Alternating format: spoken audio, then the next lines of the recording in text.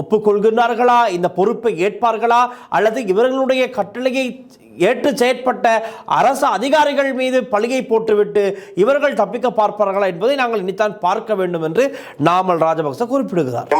උන්ගේ උපදෙස් ක්‍රියාත්මක කරපු නිලධාරීන් පිට මේකක් දාලා ඉතින් නිලධාරීන් අස් කළා දානවා. ඉතින් වරදක් වෙලා තියෙනවා පැහැදිලිනේ. දැන් බලන් ඉන්නවා මේ ආණ්ඩුවේ නීතිමය ක්‍රියාමාර්ග ගන්නවා. පොලිස්පතිවරයා මාලිමාවේ පොලිස්පතිවරයාද එහෙම නැත්නම් ශ්‍රී ලංකා පොලිසියේ පොලිස්පතිවරයා නීතිමය ක්‍රියාමාර්ග හරිම අස් කළා දානවා. ඉතින් වරදක් වෙලා තියෙනවා පැහැදිලිනේ. දැන් බලන් ඉන්නවා මේ ආණ්ඩුවේ නීතිමය ක්‍රියාමාර්ග ගන්නවා. இப்போ நாமல் ராஜபக்ச குறிப்பிடுகிறார், தவறொன்று இடம்பெற்றிருக்கின்றது தெளிவாக தெரிகிறது தானே.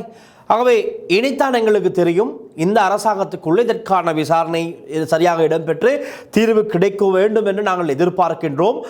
இலங்கை போலீஸ் திணைக்களம், அதாவது போலீஸ் மா அதிபர், அவர் மாலிமாவ கட்சியின் போலீஸ் மா அதிபரா அல்லது இலங்கையின் போலீஸ் மா அதிபரா என்பதை இனி நாங்கள் பார்த்துக் கொள்ளலாம் என்ற விதத்தில் அவர் தெரிவிக்கின்றார். මාලිමාවේ පොලිස්පතිවරයාද එහෙම නැත්නම් ශ්‍රී ලංකා පොලිසියේ පොලිස්පතිවරයාද කියලා අපි බලාගෙන ඉන්නවා.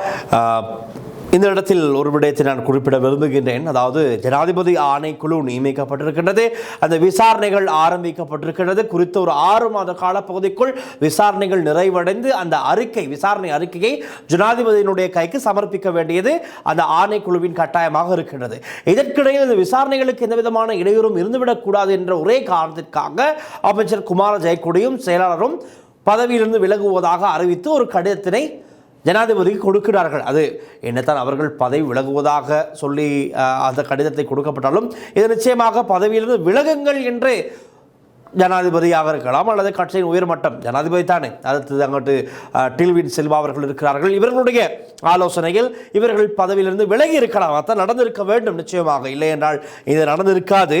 அவர்கள் கொடுத்த ஒரு அழுத்தம் அல்லது அவர்கள் கொடுத்த சொன்னதற்கு அமைய, அந்த கட்டளைக்கு அமைய அமைச்சர் குமார ஜெயக்கொடி அந்த பதவியிலிருந்து விலகுவதாக ஒரு கடிதத்தினை சமர்ப்பித்திருக்கலாம்.